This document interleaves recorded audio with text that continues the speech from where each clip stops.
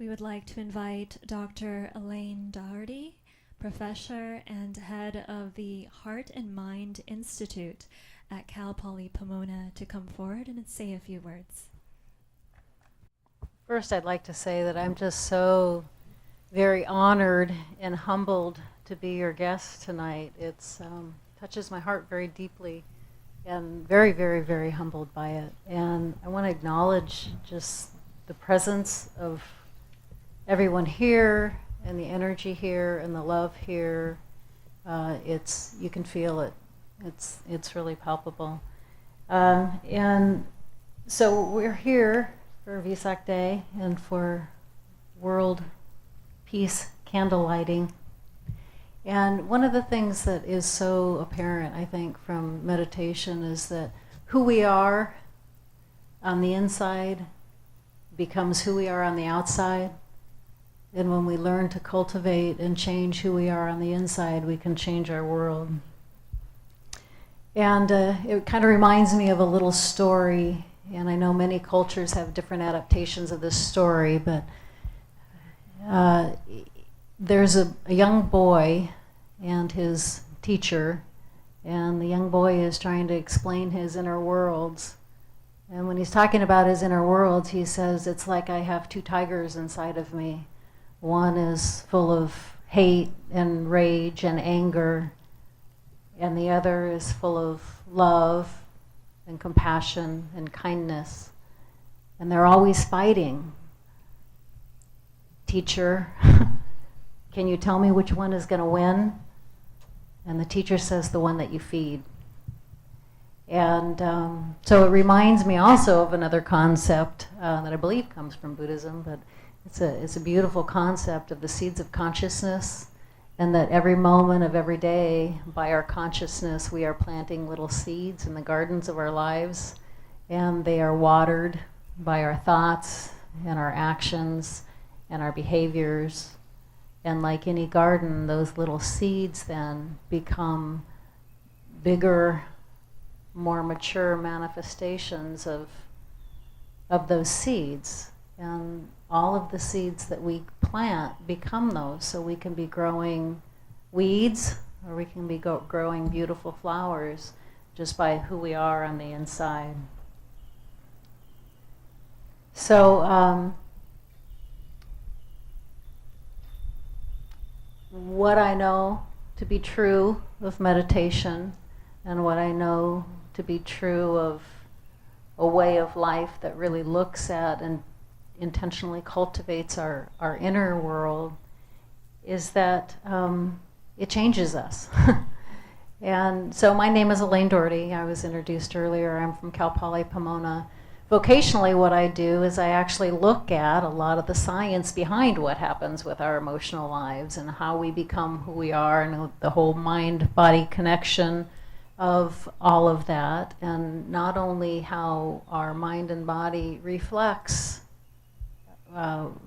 who we are, what our internal lives are, but then it also cultivates a greater capacity for more of the same. And so I can tell you, from a scientific standpoint, that research has shown that meditation increases our baseline level of happiness. It reduces our stress and anxiety and depression. It reduces the size of our amygdala, which is actually a little thing that you have in your brain that assesses fear and threat, and it actually has shown to reduce the size of it. We have changes in subjective interpretation, meaning we see our world different. It regulates our emotion. It's shown to increase our brain area for compassion. It's shown to reduce the me area of our brain that actually deciphers difference between me and other. So we become, the more we meditate, the more we actually see less division between us. So basically, science shows us that meditation changes the very foundation of who we are. And as humans, we cultivate more of what we are. So we're a system of adaptation. And so we'll learn a lot of really cool stuff from science. but it's not telling us anything that you guys don't already know. And we know meditation changes us because we've experienced it.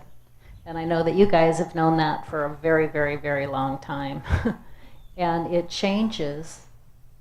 We know it changes us because we've experienced how it changes us. And it not only changes us from the inside, then it begins to change us from the outside. And when it begins to change us from the outside, it begins to change our cultures and the communities that we live in. And like the end of the meditations that we usually do in our lab at Cal Poly, you know, loving kindness to ourselves, loving kindness to our immediate environment, loving kindness to our cities, loving kindness to our states, loving kindness to our world. And I can tell you from science and from experience, I know that's true. And I just love in this ceremony, I love the idea of the candle lighting, because I think that's the perfect analogy or metaphor for